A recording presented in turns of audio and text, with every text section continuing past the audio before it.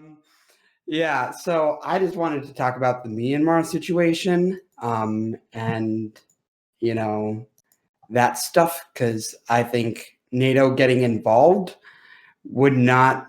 I think that would be justified. I know, obviously, the last time I was on your channel, I was dropping some sizzling hot neocon takes, so I think this is a little more moderated. Moderated neocontext. Okay. So how should NATO get involved militarily with Myanmar? So my thing is, I think the mag, whatever the mag sanctions, I think that's a good start. But my issue is that when it comes to the region of Asia, there are some very blatant violations of human rights that America is just willing to like brush under the whatever. We like trade, so we're just gonna ignore what's going on in Kashmir, not really do any legal action or sign any bills passed by Congress regarding what's going on with the Uyghur genocide. There's obviously, what Duterte wants to do to drug users. And then now there's this, obviously, we didn't really do much regarding the Rohingya genocide. Sorry, Rohingya genocide. So, I think there's, two ways to look at this issue.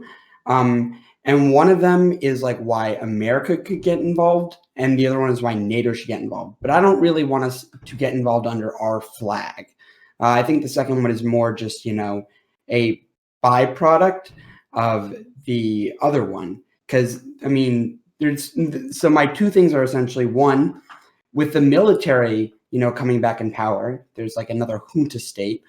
These were the people who are obviously, killed 24,000 Rohingyas, in about, I think it was a year. It was August of 2017 to sometime in 2018. I don't remember the exact timeline. So I think, if they have power, they're just going to go full on, full steam ahead on that. But there's also the obvious issue of this is just overthrowing democracy. And I think NATO should be about democracy. And, it's a collection, well, aside from Turkey, which I think we both agree probably should not be a part of NATO. So, yeah, I think we need to make sure that, democracy is protected and reinstalled. And I think a byproduct of that is preventing, another genocide. So you do realize, right, that any invasion, which this would have to take if you're talking about military action, right? Invasion or bombing campaign or whatever you suggest, would be on a nation that's on China's direct border, right? When China has directly supported the North Korean state, one of the most, to say, put it lightly, loony states in the world, that they even have a ton of problems with, but continue to support because they don't want American military bases and American military might directly on their border, so they're willing to support the North Korean state through nuclear testing and nuclearization. And this state, what is right on their border, and not only is it right on their border, but they've had a very positive relationship with Myanmar going all the way back to the military junta. Why, right. If we were to do this, China would respond with force? Well, I think that's why that's why I want it to be NATO, because not only is it not America, but it would probably be a coalition of nations. I feel like this could be without UN approval, though. This would be well, but you literally just explained why UN approval isn't going to happen. Yeah, it's not going to happen. So China doesn't. Yeah, China's never going to sign off on any sort of China nor instability Russia on their border. China or Russia, both of them will not sign off on this, and so that's two nations. Well, I have no idea No, I have no idea what. Russia's already rejected the legislation of Okay. just condemnation. So Russia's Oh. certainly not going to sign off on legislation on a Yeah, proposal yeah. for invasion. I had no idea Invasion. what. Yeah, I had no idea what Russia's relation with Myanmar was like. But it seems like they're just on the same page as China.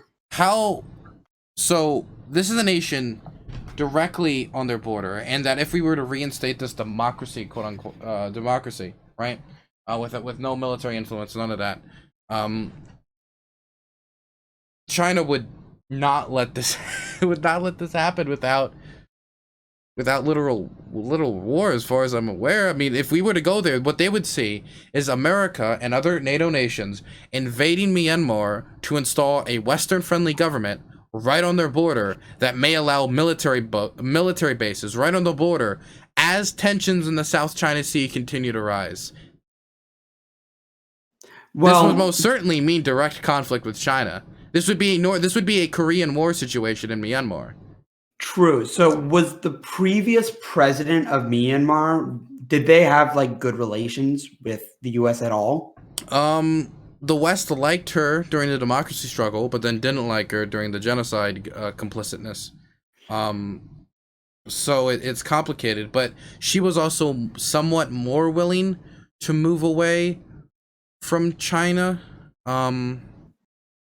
But was still signing like the economic corridor. Still, the nation was part of the Belt and Road Initiative. So I mean, not on an extreme amount. It was mostly the people of Myanmar were more somewhat worried about the growing influence of China in the region broadly. They wasn't very trusting of it. Yeah, because I mean, whether or not the previous president, was closer, felt better having relations with China, even if the previous president like was more pro-China and wasn't really pro-America, I would still be saying this, is that I just want to make sure that the military does not start another era of, having a junta state, and we just make sure the person who is arrested can, get back to being president. Mm-hmm.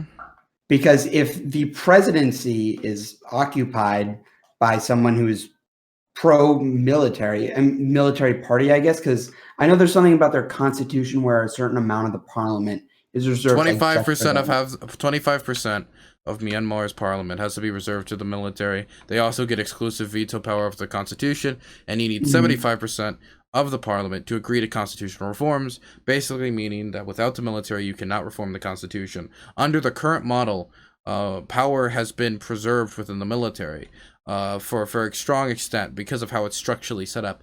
That being said, due to the National League for Democracy's constant landslide victories under Suu Kyi, they have been able to make some progress, but still very little. They don't like how unpopular they are, and they don't like how they keep having electoral failures. They don't like this democratic experiment much. But basically, I'm asking you, are you willing to go to war with China over Myanmar? I don't think Myanmar is. I would not say the state of Myanmar is worth it. No, it would have to be something much worse, like they're threatening the Philippines and Japan.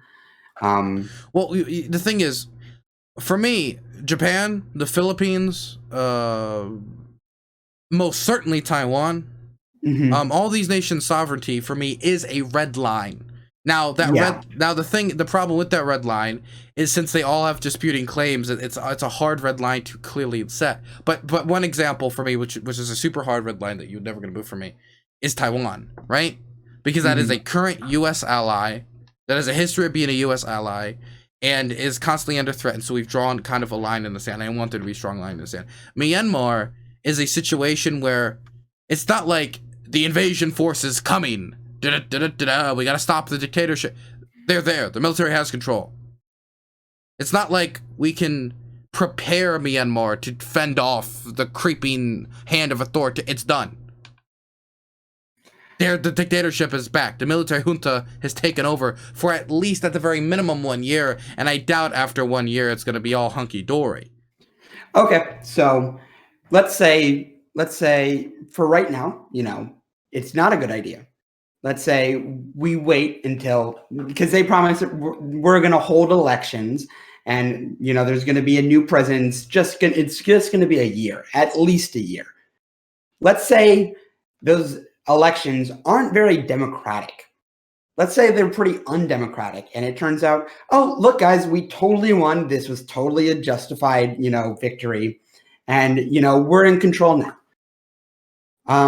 Do you think they're going to, go full speed ahead on a Rohingya genocide? Because I think it will, and I mean, that's proposing they already haven't.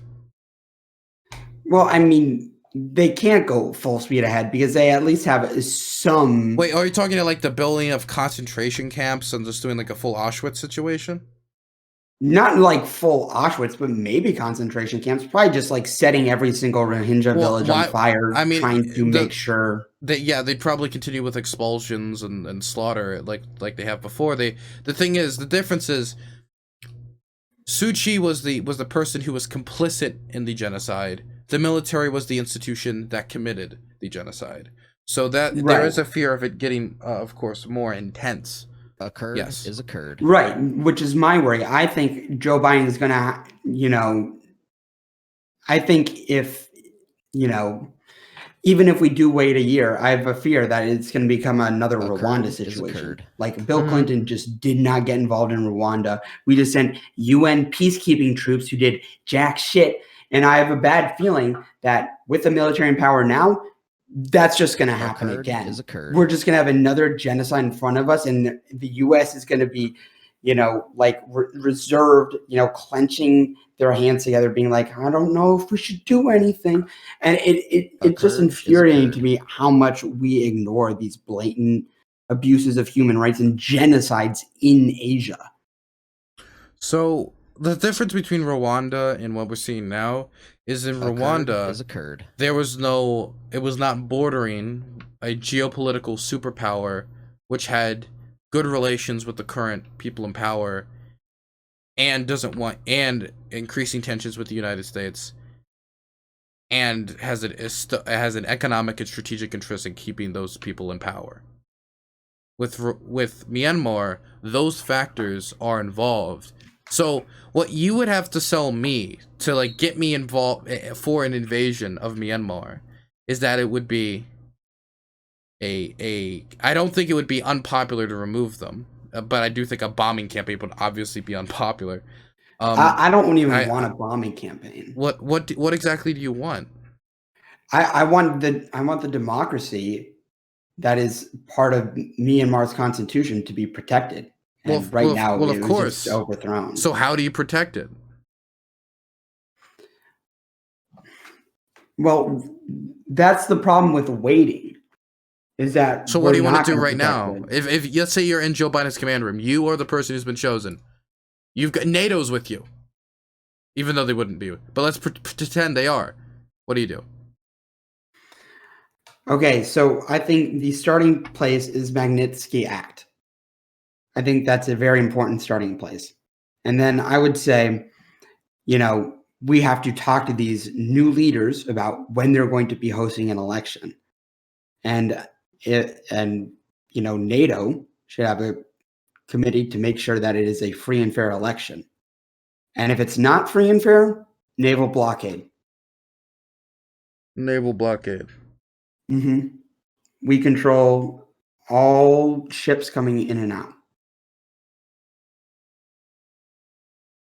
Do you think okay, number one, here's the first question I'm going to have for you. Do you think the rest of NATO is going to sign on to this? I think so, yeah. Do you think they'd sign on to deploying their navies, since you said this, so you don't want this just to be America, in a naval blockade of Myanmar?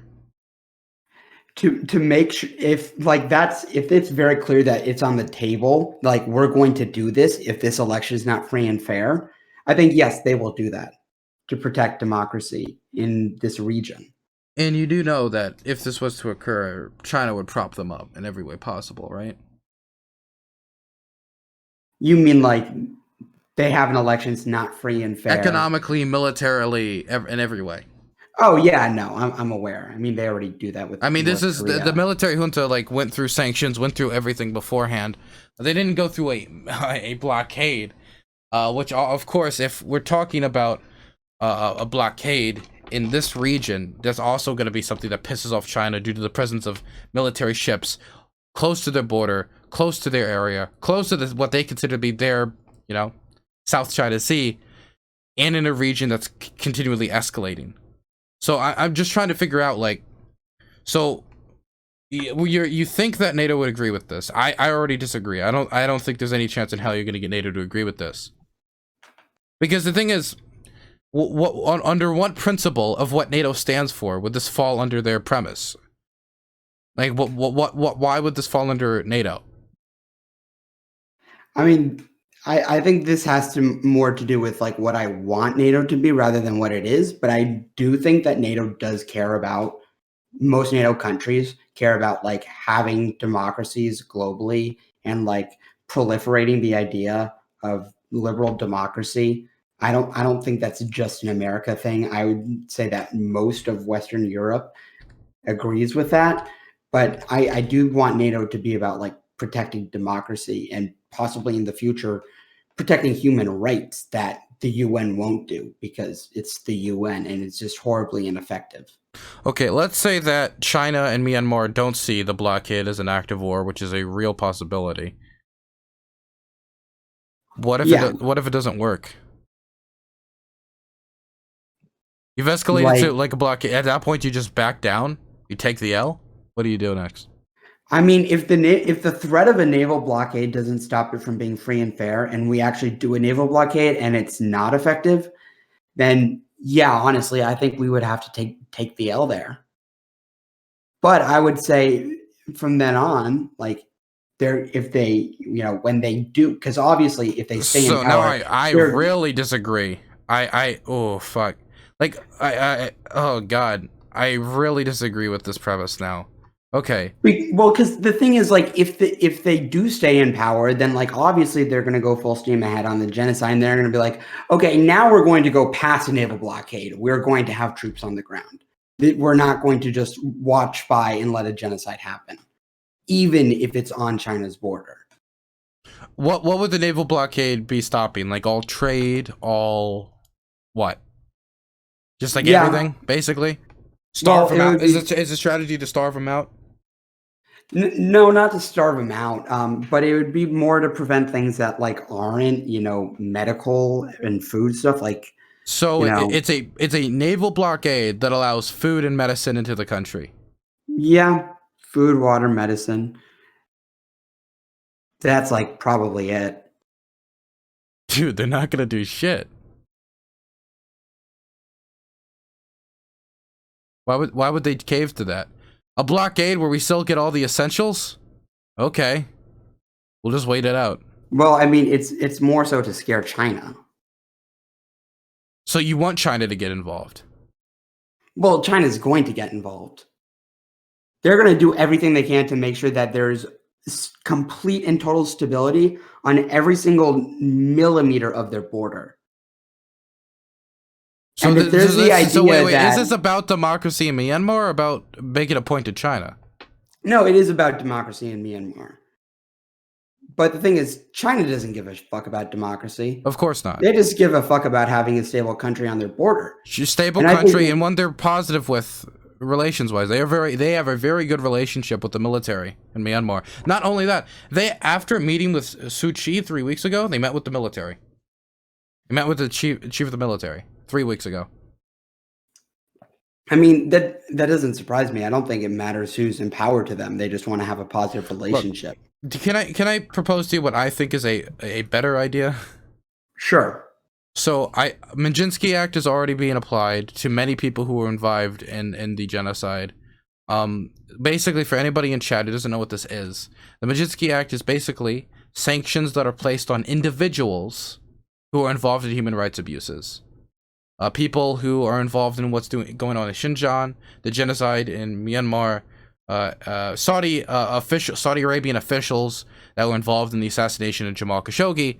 Basically, the real scum of the earth get put on the list of the Maginski Act. And these people, they have their assets frozen. They can't really use American financial infrastructure, and they can't travel to the United States. It's to put pressure and uncomfortability on the exact people involved. That I'm 100% in favor of, and I think it should be expanded to more officials within the military. Okay, that's the first thing.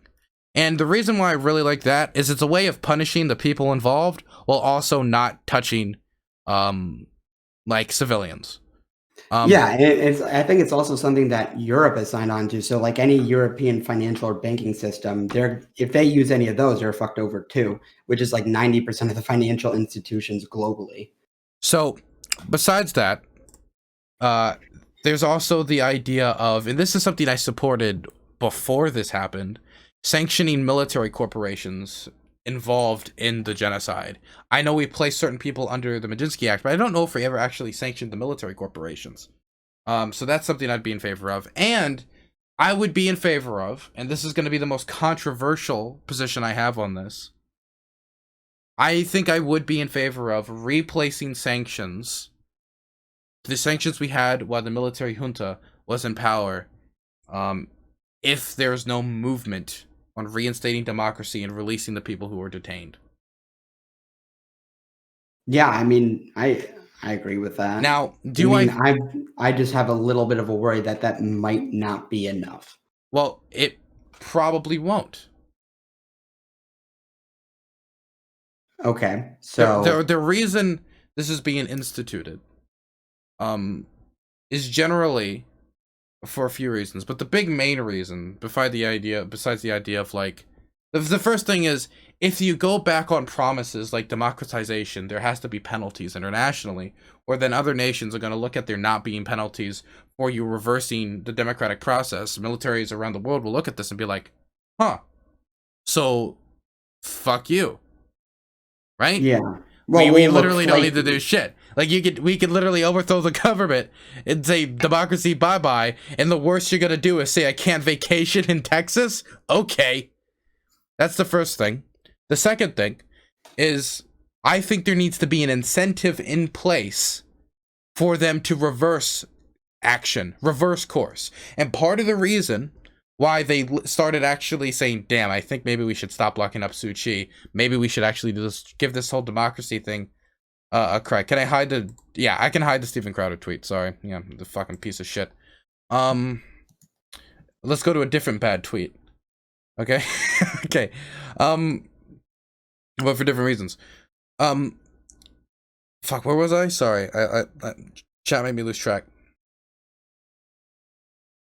Were you listening to me? Yeah. What did I say? Before you were talking about tweets? Never mind. I'll think about it. Sanctions. Oh yeah. There has to basically be a reason for them to reopen up to the world and reopen to democracy. And part of that reason will be financial benefits come from the lifting of these sanctions that have been reimposed if democracy and these people are not released. Now this is not something that I'm particularly thrilled about. I don't like sanctions. I'm not happy with sanctions. But I also don't like military coups that suspend democracy because you didn't like that the other team keeps winning.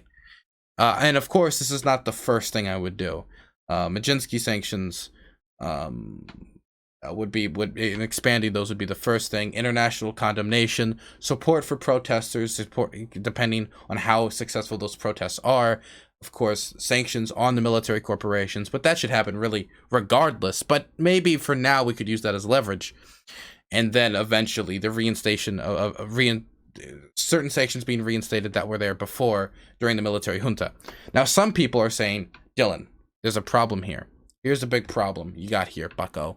What if this pushes them closer to China?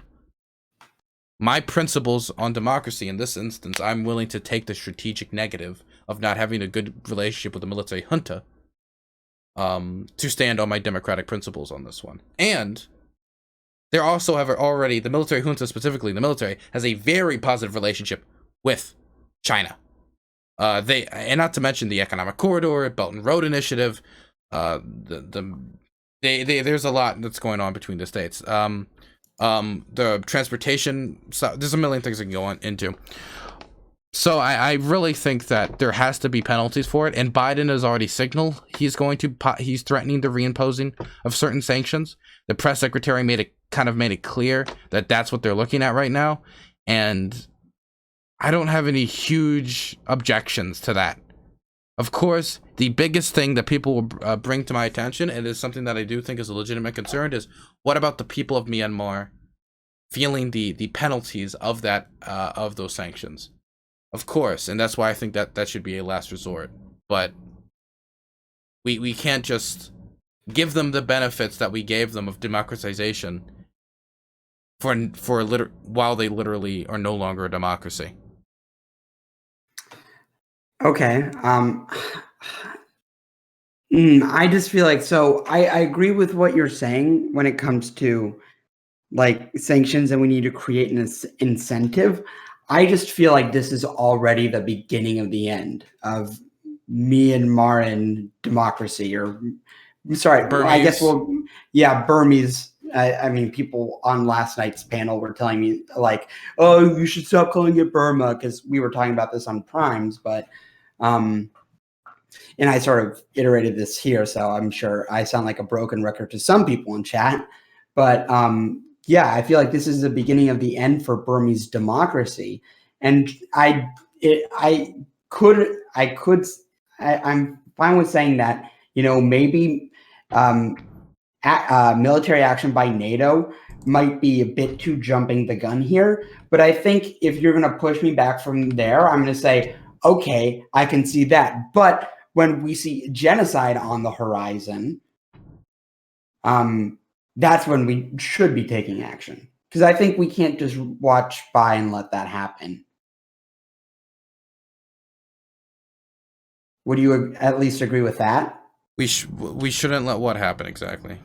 That when we see a ramping up of the Rohingya genocide in Myanmar, we should not just stand by and watch it happen.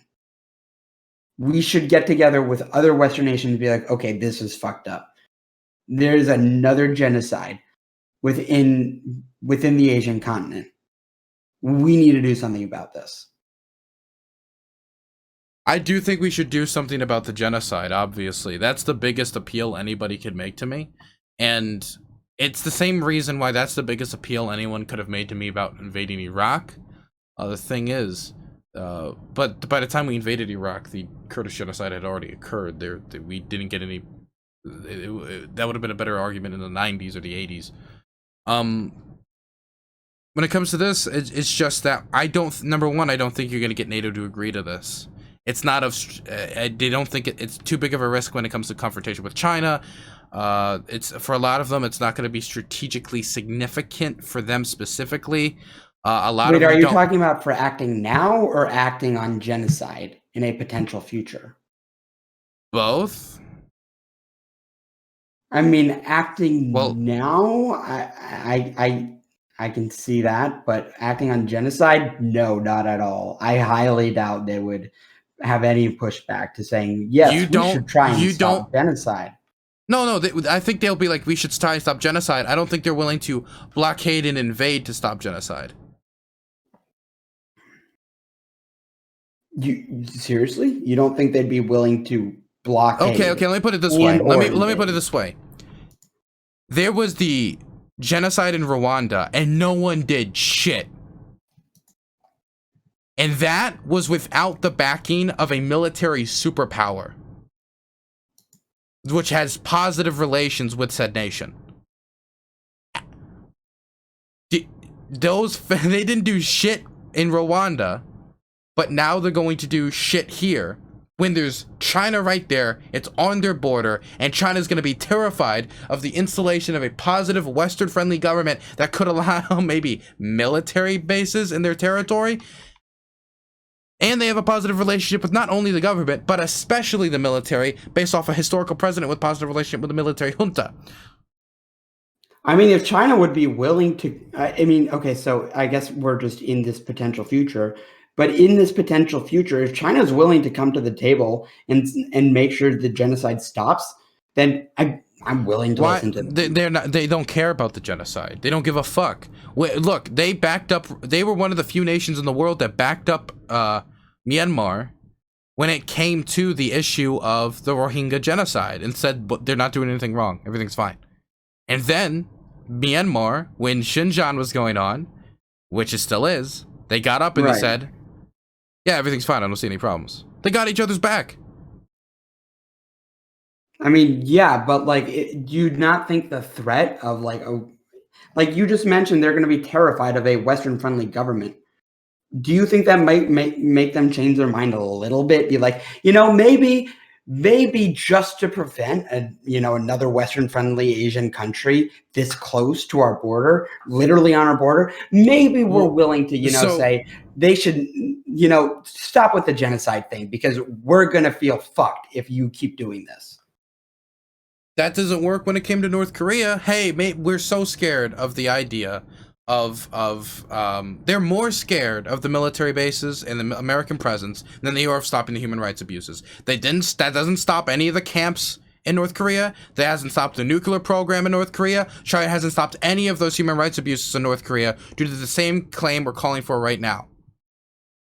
Even though this is a different human rights abuse genocide, and for the last 20, 30, how many years that have been going on, they haven't done anything about that besides a few symbolic gestures, and they're the one thing that's propping them up.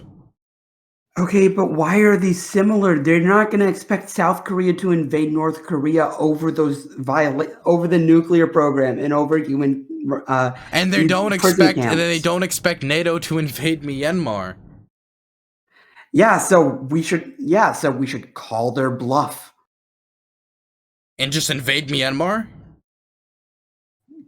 Well, not just invade it, but occupy it to stop a genocide. Yeah. And install a Western-friendly government. I don't want to install a government. That's what would happen. I don't want it to be a military junta. Look, I would like a Western-friendly democracy in Myanmar more than a military junta. But to China, that is of grave security concern. They'd be willing to make a Korean War situation out of Myanmar of this. So I'm asking you, are you willing to tear Myanmar apart for this? Okay, first of all, I just want to make it clear that while yes, Western friendly is preferable, I don't care if it's Western friendly or not. If the party running does not like America at all and they win democratically, then so be it. We kind of just have to take the L on that relationship and be like, okay, at least it's a fucking democracy. Because what matters is having more democracy in Asia. And I don't see how you could disagree with that take. The proliferation of democracy. I do like democracy, but if we go in there and we invade and all of NATO goes in there and we spend all these resources, time, money, everything to invade Myanmar, do you think NATO is, and let's play for real now, do you think NATO is legitimately going to look around and say, we're going to now just leave and everything's going to be fine and now it's not Western friendly and you can all just choose whatever the fuck? What's going to end up happening is we're going to have to help rebuild the country after the invasion, right? Right? Yeah. We're going to have to make massive investments. We're going to have to Marshall Plan Myanmar. And you know what also is going to have to be put in Myanmar if it's an occupation and rebuilding? Military bases. And do you think any American strategic planner with the opportunity to put military bases in Myanmar isn't going to do it when you look at the rising tensions between America and China and the South China Sea? I think NATO is bad enough to China. I don't think we need to put them on their feet that much. Like they're already gonna, be on the lookout, I think if they have the chance, they're definitely gonna want to, but I don't think that's the smart move here. I think what's important is NATO being invested in preventing a genocide and having a democracy installed that is not going to genocide Muslims in their own country, whether or not they are Western friendly, whether or not they are China friendly. What matters is they were democratically elected and they don't want to kill all the fucking Muslims. That's what matters. Well, the thing is, how do you even, what if the, okay, here's another one. What if the democracy still doesn't like the Muslims and still wants to kill them? Shit, I think we have to install a Western-friendly government. I think what's important is preventing the genocide. I would like it to be democratic.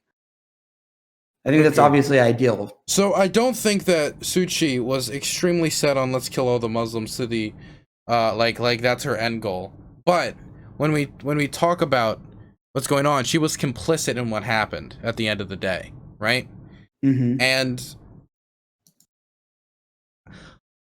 I'm just trying to figure. The thing is, I think we're already like way down the road, but you do realize what we're talking about now. No matter what situation, that'd be American troops within Myanmar, military bases within Myanmar, an invasion of NATO into Myanmar on China's border, a government they're friendly with, and have already taken the stance internationally of we don't care if they're a dictatorship. We have a good relationship with the military. They're part of the Belt and Road Initiative. They're part of our. We already have a Myanmar, China economic corridor.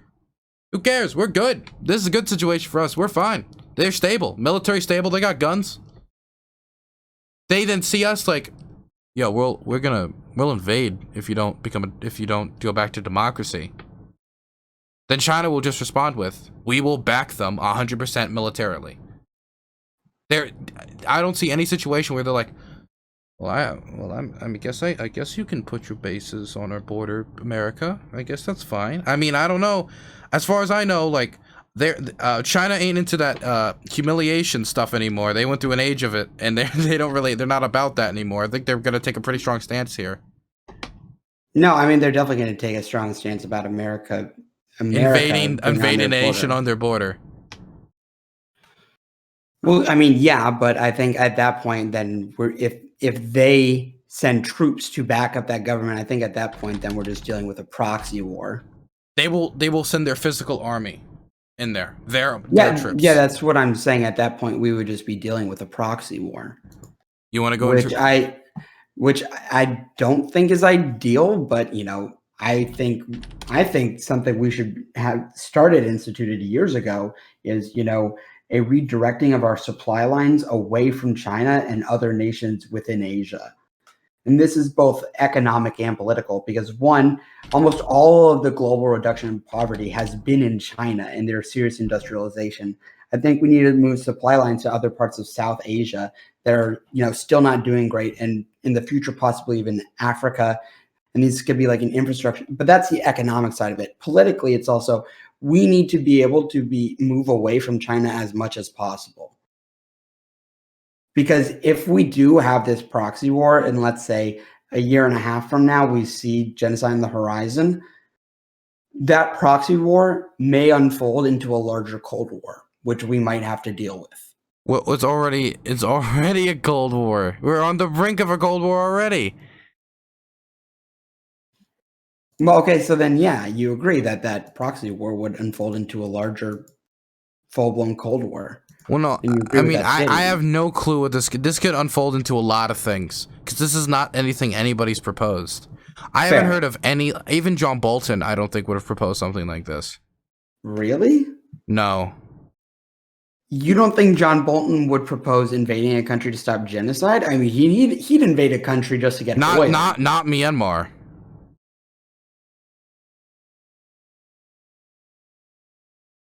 Henry Kissinger understood power balances he's not a neocon, but I'm just talking about people who are, I would say, right wing, more ghoulish. I'll just say ghoulish in nature. Understood power balances in China very well. Nixon as well. Many right wingers have understood China's strength and power.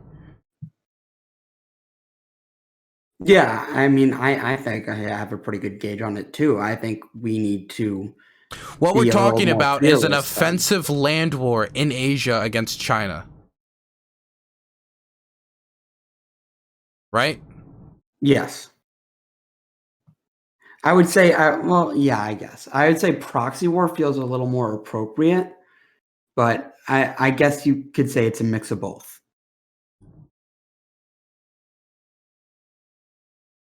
Well, in the same way, Korea was a proxy war, Right. with their direct troops. It was two powers fighting over a certain country. But this is also with the South China Sea tensions being at their highest in history, and then it could blow out into a full-blown naval war. Because it's also in the same area. It's near the Bay of Bengal, but the South China Sea is right next to it. Just go a little bit to the right. Look, all I'm saying is I think an invasion is not practical. I don't think it's possible. So we should cripple the military's ability to do that genocide, and make them economic consequences for the slide to the individuals involved, and possibly down the road to the government if they do not release the individuals they have detained, and continue the process of democratization. Yeah.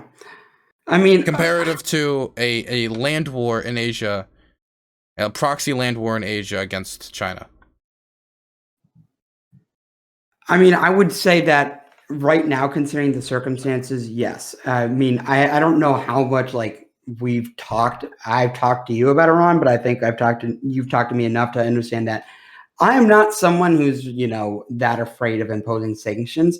I would say if you agree with Majinsky's sanctions right now, as well as, trying to cripple these military companies and possibly even also just general sanctions, I would say that for now, yes, I think I would agree that that would suffice. But I would say you're saying for now, but that sounds ominous as fuck, man.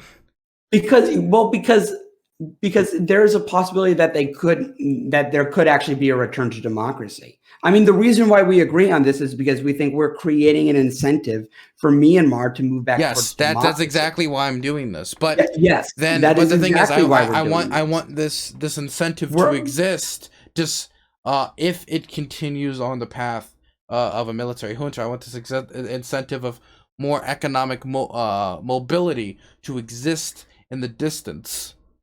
Yes. So when it comes to actions in the current, I think we are on the same page. I think you have moved me back to we need to do a little more watchful waiting when it comes to NATO involvement.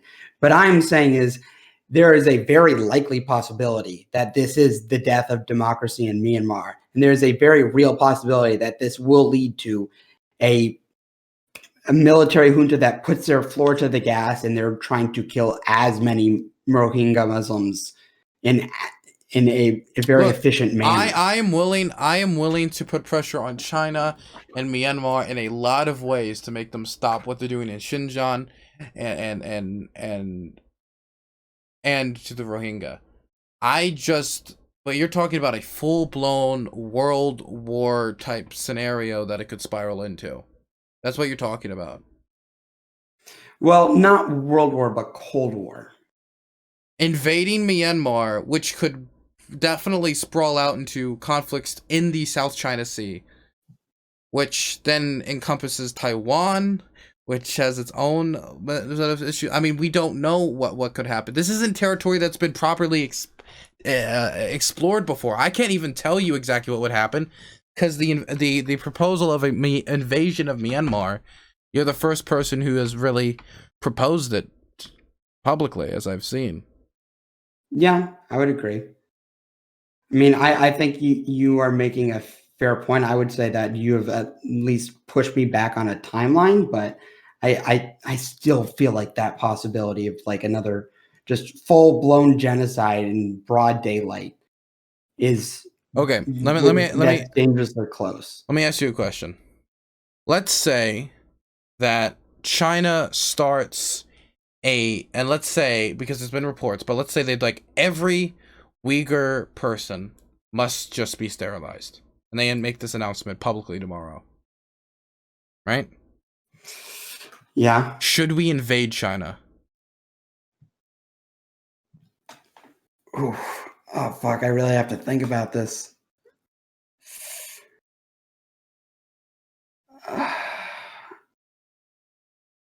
I mean, there's a part of me that says they've already done it to most of the women, so no. But at the same time, it's like, it's just like we look so. Okay. I feel like we look weak if we just stand by and do nothing. I think at the very least, we'd have to say, okay, we are going to transition away from China economically as much and as soon as possible. I think that would be the minimum. You do For realize, at least to still have our dignity. Okay. So economic transition away from them, working with multilateral and like states, and trying to apply we start pressure, a Pacific NATO, doing everything possible to counter what they're doing and cripple and make sure there's no participation between us and that state on making that happen. Right? As little participation as possible, but no invasion. No invasion. Probably not. Probably not. Yeah. What makes you say probably and no? And not no. Why not no? Why probably not? I mean, I think there's just a part of me that is, I don't know how to say it. Part of me is very Endernax like when it comes to the China situation. I think that's the best way to put it. Like I don't know what that means. Well, I mean, have you seen the man tweet about China? Like, yeah, the man could do it for hours and hours and hours on end. Yeah, sometimes it's incomprehensible. Sometimes. Well, I think it just tends to make him sound like a broken record, but I totally understand where he comes from. I mean, I understand the moral outrage. Yes, I understand. I have a lot of the same anger too. But a lot of the the decoupling strategy that he proposes, I don't think is practical. Well, I think it's unpractical because, he just wants to bring the jobs home, which is not going to fucking happen, and he needs to suck that up. I think us redirecting our supply lines in other parts of Asia is very practical, however. Okay. So, do you acknowledge? Oh, fuck. Okay, so let's get back to Myanmar because I'm about to go into a whole thing about the golden arches of arches of peace theory and like a lot of stuff that I don't know if I've really briefed chat on beforehand, but I don't know where more we could go on this actually right now. So I mean, I would say that when it comes to Myanmar right now, I think that you are the expert on this, so I am willing. I am not an expert on Myanmar. Well, you're not on Myanmar, but you are the foreign policy expert. Like, you don't call me a foreign policy expert. Just say I'm a person on the internet, okay? Okay, you're a foreign policy advisor. Okay, who tends to have smart opinions on foreign policy. Okay, thank you. So I'm willing to be more malleable with you here. And I think, you're one. I mean, I will just say this outright, and I know this is going to sound like, a bit of, I know this is going to be me simping, but you are one of the people I respect the most on this website. And, if there's anyone I'm going to listen to in the real time and change my opinions on in real time, it's definitely you. And I think you have provided a very good case for why right now NATO getting involved is not a smart idea. And I think that you are correct on that. I did not consider that fully, but I'm glad I could have this conversation with you and consider that more. However, that being said, I do think because of the current situation in Myanmar, the potential future where there's going to be, a mass exodus of Rohingya Muslims, a serious systematic genocide is very likely. The likelihood is obviously much higher when it's the military in power. So I would say that, NATO should get involved if that happens. Yeah, I guess I do want the international community to get involved. I just want them to get involved in other ways because I see a lot of times war to end genocide is not something I'm against. Like, for instance, I'm perfectly willing to say that involvement in Yugoslavia was something that I was on board with. Russia was not going to go to nuclear war over it. They weren't going. They weren't going to send tons of troops to stop the cessation of that situation. I think is completely within the power of all the parties involved to get involved and help stop.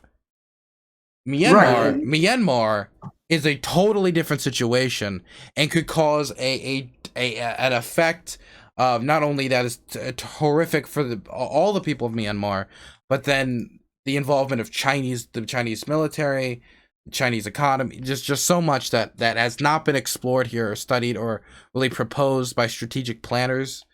I haven't even heard of strategic planners like proposing this. Maybe it's because I haven't done enough research. Maybe there are proposals for invasion of Myanmar in certain scenarios. I'm sure the White House maybe has something there, and like a locked safe. Maybe, I don't know. I mean, I feel like there is. I mean, considering some of the things that John Bolton has proposed when it comes to foreign action, I feel like that has to be something on the table for him. I would say that. Also, I'm glad you brought up Yugoslavia, because that's just really the important thing here is I feel like under Bill Clinton, we had what happened with the Bosnian Muslims. We had what happened in Rwanda, and we just sat by and did nothing. And I think we as a country need to be more serious about enforcing human rights. A lot of people don't like the idea of us being the global police, but if we're going to police anything, it should at least be systematic genocide. But when we talk about the 90s and the 80s and the time periods we're referring to, the Soviet Union had collapsed, right? Or was on the brink of collapse during some of these periods, or had no way to reverse what was going on, right? When we talk about places where we do have possible ability to have large-scale impacts because the players don't have deep economic military investment in the countries to the point of countering us, like we're talking about like places like Central Africa, like how do we stop that civil war, right? We're talking about like how we can stop stuff that's currently going on in Yemen and getting involved there, right? And some have proposed that to be a genocide. When we talk about Myanmar, we talk about a standing military junta backed up by a nuclear power which has deep economic and strategic investments in the state. That isn't comparable to Yugoslavia after its collapse. That's not comparable to the state of Rwanda. These situations are not comparable. I think you're missing the point I'm trying to make. I'm not trying to compare them. I'm trying to bring up past genocides where we have done jack shit about. We just rushed by and let it happen. Exactly, and I do think we should do something, but we should do what we have the ability to do without making the situation possibly worse.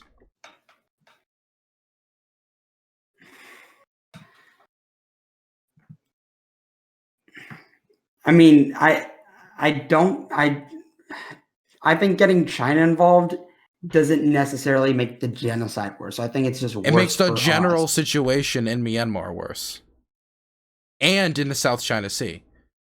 And China. True. But it's more importantly about like the genocide, because I'm going to be completely frank here. I'm not someone who's like, opposed to the idea of us being the world police.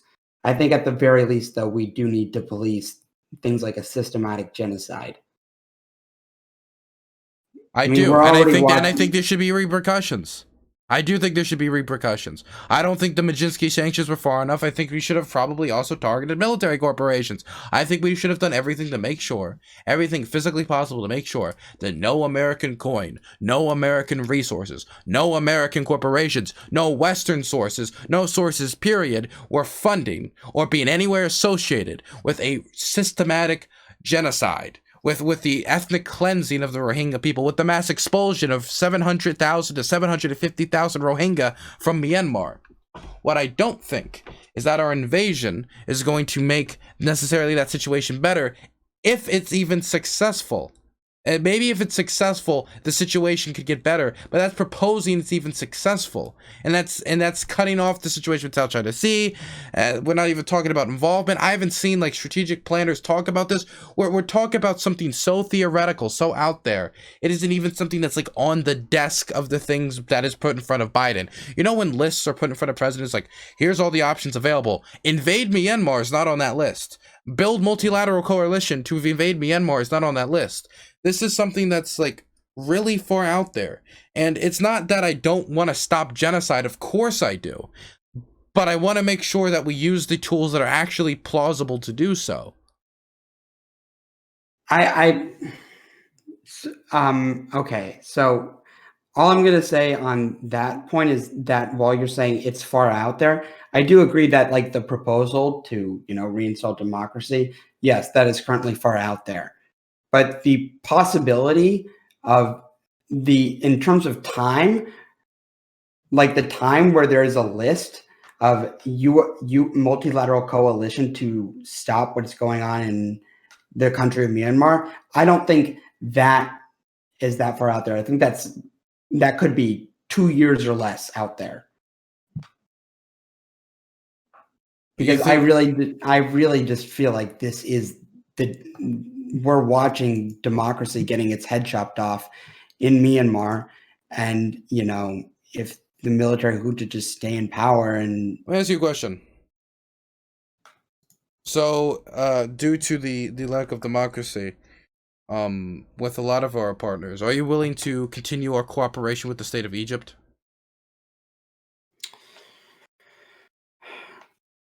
Also, by the way, I do want to mention that a lot of people would say that it's integral to Israel's security. I know you care a lot about the state of Israel. I do care about their security. Yes. I'm not sure. Okay. So is this similar to our relationship with like other Gulf kingdoms? Like obviously we have a very tight military one, let me put it this way. Egypt is helping with the blockade in the Gaza Strip. This is how tight they are with a lot of their cooperation. Yes. As much as I don't like us being partnered with undemocratic countries. Wait. So we should be fine with them chopping off the head of democracy, like Trump's favorite dictator, what Trump called him. In this instance, because I'm not too familiar. Al-Sisi. Oh, that guy shit. Yeah. And now I'm just we're moving away here, but I'm just trying to test the principles, test the great power struggle, because ultimately this gets into a question about like, okay, so principles versus practicality, because you know what? There's great powers all over the world struggling for dominance. And, of course, principles matter, and I care deeply about principles. But if you are a Puritan on the world stage, and I'm using that word extremely loosely here, I'm just trying to use it because I can't think of anything else, then you don't work with bad actors, then that could mean the other side, which is even worse than if you worked with the bad actors, can become dominant, right?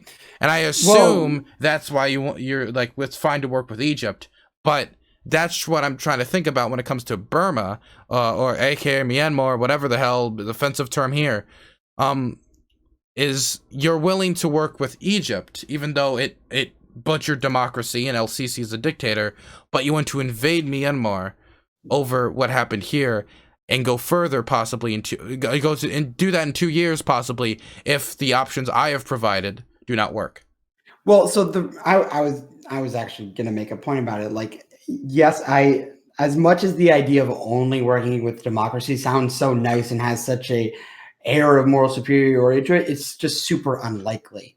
And I think we have, as much as, it might pain me to say it, we have to work with undemocratic and even some totalitarian states sometimes. But I think when we're past that post of we're not talking about whether it's democracy or not, we need to look at human rights. How bad are human rights being violated? Is the Egyptian military involved in persecuting Christians in Egypt? No, there's certainly arresting people who, of course, you say, use free speech or etc. They're, typical dictator. Yeah, typical totalitarian. What we'd expect from a totalitarian leader. Mm-hmm. But I know that. It's very common for Christians to be persecuted in Egypt. I think like every Christmas, like over a dozen churches burn down. But, last time I checked, the military of Egypt is not involved in genociding Christians. So I would say that, that's not It's nearly the genocide. It's a genocide factor. That's the deciding factor. So if genocide was not a factor in Myanmar, I think we should draw a red line at genocide. So why didn't you? So would you? Okay, so let's say that there was not a military coup. Would you still be for invading? If there wasn't a military coup? Yeah, I mean, of course, the Suu Kyi, like in 2017 and beyond, was still complicit in what was going on. I would say, because we're not in the current situation of sanctions, if there was a future where Suu Kyi is still in power, but she just completely turns it back and just gives the thumbs up to the military and do whatever the fuck you want with the Rohingya. We don't need to imagine that future. She was complicit. She defended it on the world stage. She was like, "Nah, I don't know what you're talking about," while it was going on. That's not like something we need to imagine. Oh, well, I mean, I know she said, like, I don't know what you're... but she wasn't like, oh, it's like when China like gets up. Well, it'd be like if the Chinese foreign minister, when asked about Xinjiang, was like, "Xin's what? Who? Sorry, I don't know who that woman is. You have a good day." And then tipped his fedora, walked out the room. They were turning their back on it and just being complicit, not saying like, "Oh, it's cool if you just murder all these Muslims." So you're concerned about an escalation of the genocide. So what you're saying is not the return of democracy here. It is if they don't return to democracy and escalate the genocide and it takes off to new heights. I think the real move you've pushed me to in this conversation is that, as much as I would like for NATO to get involved to protect democracy, I think what's more important is not having, an escalated genocide and actually turning the tone down in that direction. I think that's when NATO needs to act.